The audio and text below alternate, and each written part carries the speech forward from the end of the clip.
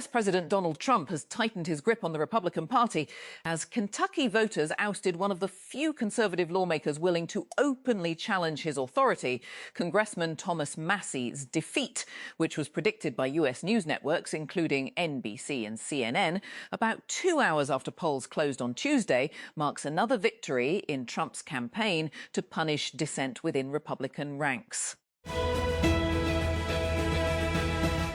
A meeting between Chinese leader Xi Jinping and visiting Russian President Vladimir Putin has started in Beijing, Chinese state media reports. Xi welcomed Putin on Wednesday to the Chinese capital, shaking hands with the Russian leader outside the Great Hall of the People in advance of their talks, video by Russian media showed. Lahore, former Istehkam-i Pakistan Party IPP patron-in-chief Jahangir Khan Tareen said he has quit politics but will continue social work in the education sector. Speaking at the inauguration of a modern computer laboratory at Government Progressive Girls High School on Tuesday, he said, "I have quit politics, but I will continue to serve the education sector." Indian Army Chief Gen Upendra Dwivedi's recent provocation, asking Pakistan to choose whether to remain part of geography or history, has once again exposed the contradictions that continue to define India's policy towards its western neighbour. The statement came barely days after an unusual chorus seemed to be emerging within sections of India's strategic and ideological establishment, one that seemed to be creating space for engagement with Islamabad. This led many to believe that New Delhi's political ecosystem was quietly preparing domestic opinion for a limited thaw with Islamabad. Karachi.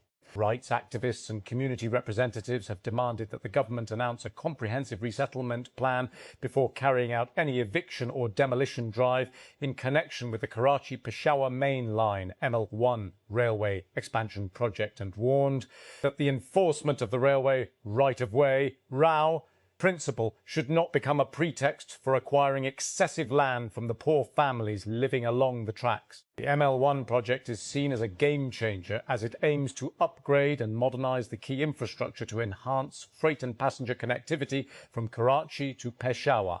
The work on the project is expected to begin in July 2026 from the Karachi port.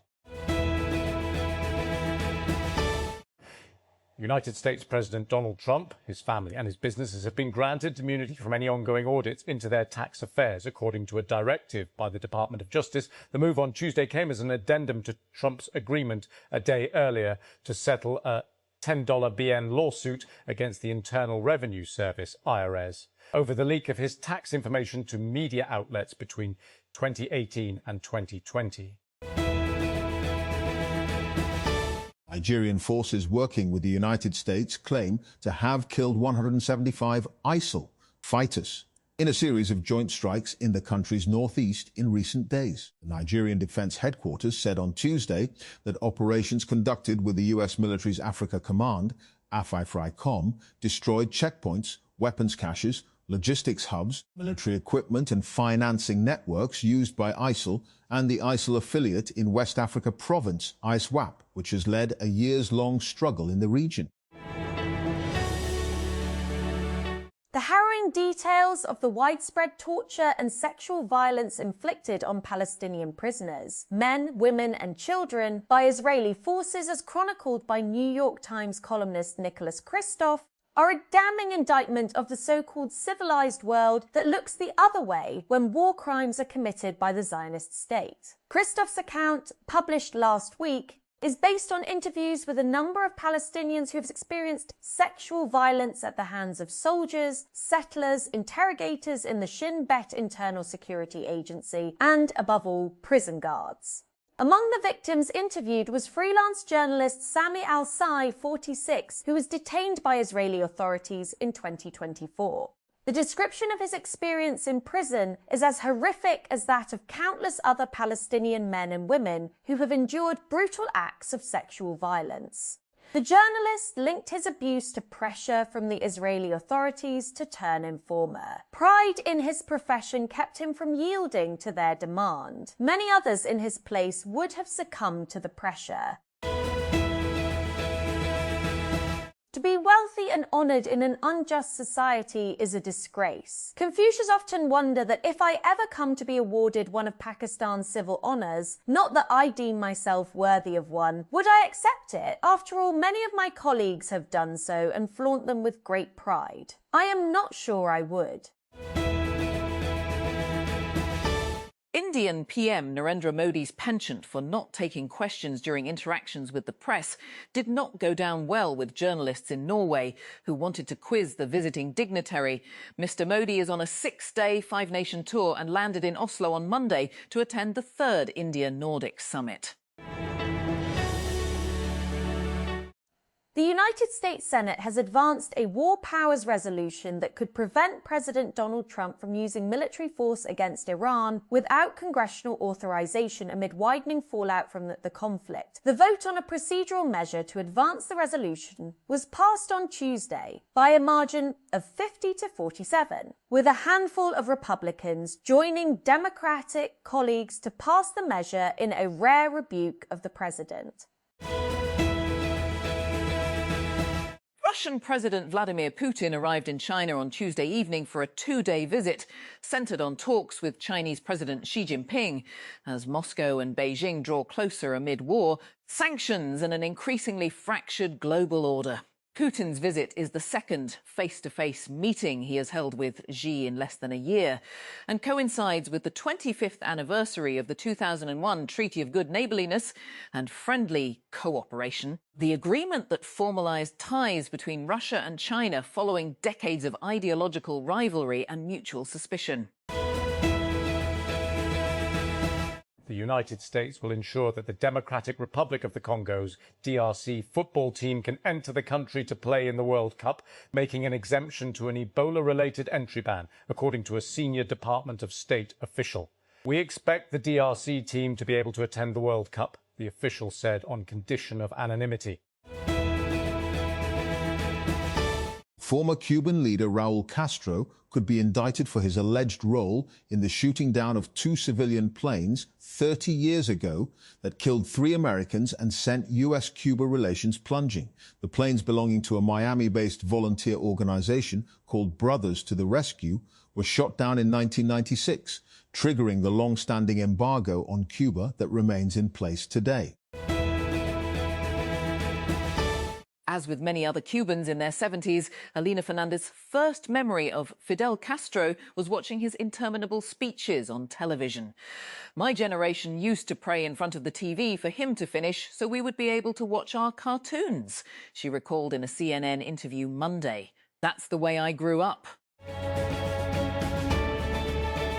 The National Association for the Advancement of Coloured People, NAACP, has called on black athletes and fans to boycott public universities in the United States South in opposition to redistricting efforts that dilute black voting power. The so-called Out of Bounds campaign, launched on Tuesday, calls on black athletes, their families, alumni and fans to withhold athletic and financial support from major public universities in states that have moved to limit, weaken or erase black voting representation. Anti-government protests have escalated across Bolivia, with thousands of people demanding the resignation of center-right President Rodrigo Paz as road blockades leave the administrative capital, La Paz, short of food, fuel and medicine. On Monday, farmers, miners, teachers, public sector workers and indigenous communities converged on the city after weeks of mobilizations over wage increases, economic instability and moves to privatize state-owned companies. Health authorities in the United States have said that a medical missionary who contracted Ebola in the Democratic Republic of the Congo, DRC, is being transported to Germany for treatment. The U.S. Centers for Disease Control and Prevention, CDC, said on Tuesday that the patient would be treated at Charité University Hospital in Berlin following a U.S. request for assistance. Messaging platform giant Discord has switched on end-to-end encrypted voice and video messaging for every user. The end-to-end encryption feature means that Discord users can now communicate privately without anyone else being able to listen in to their calls, not even Discord. This is a major privacy win for the community's hundreds of millions of users, soon after social media giant Meta pulled the plug on Instagram's end-to-end encrypted messaging feature earlier this year. TikTok said it would also not end-to-end encrypt user messages after it became a US company. At the Google I/O 2026 keynote, the tech giant revealed new agentic capabilities in search, where users can create, customize, and manage multiple AI agents to stay updated on topics of interest. The announcement is part of Google's larger push toward agentic AI systems that can take initiative and assist with ongoing tasks instead of answering one question at a time. Unlike traditional search tools that respond only when prompted, Google's information agents are designed to operate continuously in the background 24/7, helping users stay informed about their interests without needing to repeatedly search for the same information every day. Google isn't finished infusing AI into your inbox. On Tuesday at their I/O 2026 developer conference, the tech giant announced an expansion of its AI inbox functionality for Gmail, which is adding conversational AI features. That means you can ask Gmail about things in your inbox. The company says the Gemini AI-powered feature called Gmail Live will help you quickly find information buried in your inbox. Google announced at its annual Google I/O event on Tuesday that it's launching Pix, a new AI-powered design and image generation app for Google Workspace. The tech giant says it designed the app to be accessible to everyone, from teachers to small business owners. With Pix, users can generate everything from social media graphics and invitations to marketing materials and mock-ups using simple text prompts without needing any editing skills or advanced tools. By giving users an easy way to generate visuals, Google is looking to take on popular design apps like Canva, as well as products from AI-native competitors like Claude Design from Anthropic. Google's entry into the space signals that AI-powered design is fast becoming a core competitive arena, with real stakes for any business that depends on visual content. UK citizens are among dozens of nationalities who will soon have to apply for a visa if they wish to stay in Thailand for more than 30 days. Tourists from 93 countries have been able to visit without needing a visa for 60 days since July 2024 as part of a government effort to boost the economy following the COVID pandemic. The United Nations has said 15,850 people, including 791 children, have been killed in Ukraine since Russia's full-scale invasion of the neighbouring country in February 2022. The actual figures are likely significantly higher. Kyoko Goto, Europe and Central Asia Director of the UN's Department of Political and Peacebuilding Affairs, DPPA, told the UN Security Council on Tuesday. Arsenal are confirmed Premier League champions for the first time since 2004, as Manchester City failed to win at Bournemouth. City needed to win their final 2 games, as well as hope. Arsenal failed to win their final match, but were held to a 1-1 draw on Tuesday. US President Donald Trump has given reporters a tour around the construction site of his controversial White House ballroom, saying it would feature a rooftop drone empire designed to protect the Capitol. Mikel Arteta has silenced his doubters by awakening sleeping giant Arsenal, restoring the Gunners to the top of English football, 22 years on from Arsene Wenger's Invincibles. Arsenal have finally got over the line to vindicate the Arteta project that began with his appointment back in 2019. The jury's speedy decision to reject Elon Musk's lawsuit against the other founders of OpenAI and Microsoft confirmed what we saw in the courtroom. Musk's case was a weak one, in part because he waited so long to file it.